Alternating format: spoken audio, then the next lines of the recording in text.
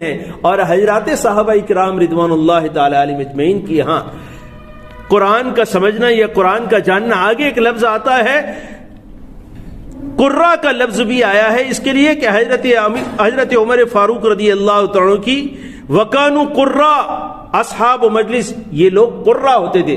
قرہ کہتے ہیں قرآن کے حافظ کو، قرآن کے یاد کرنے والے کو یا قرآن کے پڑھنے والے کو. لیکن حضرات صحابہ اکرام رضوان اللہ تعالی علیہم اجمعین کی ہاں قرہ سے مراد جیسے آج ہمارے یہاں بہترین قرآن پڑھتا ہے، تجوید کے ساتھ قرآن پڑھتا ہے تو اس کو قرہ کہتے ہیں، یا حافظ قرآن ہے اور بہت زیادہ تلاوت کرنے والا ہے اس کو بھی قرہ کہتے ہیں. لیکن حضرات صحابہ اکرام رضوان اللہ تعالی علیہم اجمعین کی یہاں حافظ قرآن یا قاری قرآن ایسے شخص کو کہا جاتا تھا جو قرآن یاد کرتا، قرآن اچھے انداز سے پڑھتا، ساتھ ساتھ قرآن کی فہم بھی رکھتا تھا. چنانچہ حضرت ابن عمر رضی اللہ تعالیٰ کے بارے میں آتا ہے کہ سورہ بقرہ پڑھنے میں تقریباً ان کو 8 سال لگے تھے. کتنے سال لگے تھے سورہ بقرہ پڑھنے میں؟ 8 سال.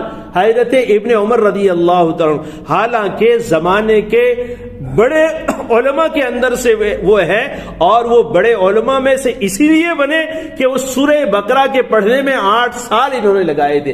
8 سال میں وہ سورہ بقرہ کو سیکھ سکے تھے. تو اس کا مطلب یہ نہیں کہ صرف انہوں نے الفاظ یاد کیے بلکہ سورہ بقرہ کے معنی کو گہرائی سے انہوں نے سمجھا تھا. اور سورہ بقرہ ایک ایسی سورت ہے جس میں اکثر جو احکام جو ہے وہ سورہ بقرہ میں بیان کیے گئے ہیں، مستقل احکامات اس کے اندر بیان ہوئے.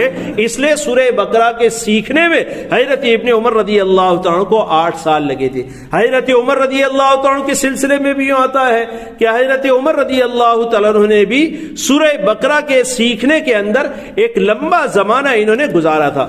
حضرت عمر رضی اللہ تعالیٰ نے بھی. تو حضرات صحابہ اکرام کی یہاں حافظ قرآن ہونا یا قاری قرآن ہونا یہ ایک بہت بڑی بات تھی اور اس کے لیے بڑی محنتیں درکار تھی. اور اس سے مراد حافظ ہونے سے یا قاری ہونے سے قرآن کو یاد کرنا، قرآن کو اچھے انداز سے پڑھنا اور فہم قرآن کو حاصل کرنا، یہ ساری چیزیں اس میں مراد تھی.